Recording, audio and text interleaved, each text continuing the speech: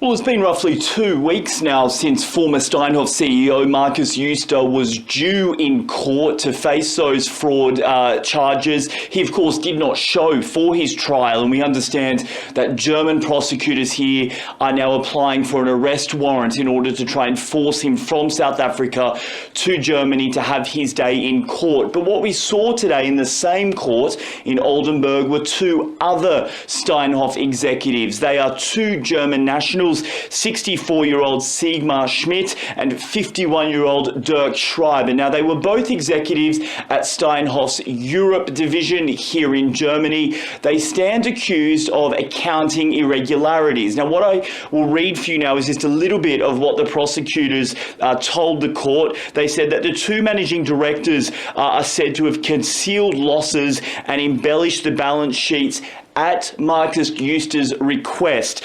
They are accused of bogus transactions, which are difficult to understand in an unmanageable network of companies. Essentially, what they said here was that several hundred million of South African rand was moved around at Markus Jooste's request in order to try and cook the books effectively and present better results for Steinhoff than was actually the case. Now, of course, we know what happened next when those reports became public. Steinhoff's share price collapsed by over 90% in just 24 hours, and it is that set of events that this court in Germany is now probing. We expect this case with these two German executives to possibly last until August. However, there is also the possibility of them entering a plea earlier and possibly doing some sort of deal with the prosecution in order to agree on some form of punishment.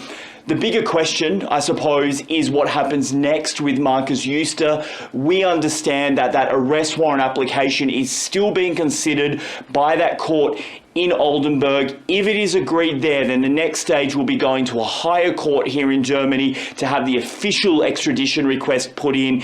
In other words, to force Mr. Yuster onto a plane from South Africa here for Germany so he can have his day in court. Of course, a moment we know that many bondholders and shareholders have been waiting some time for.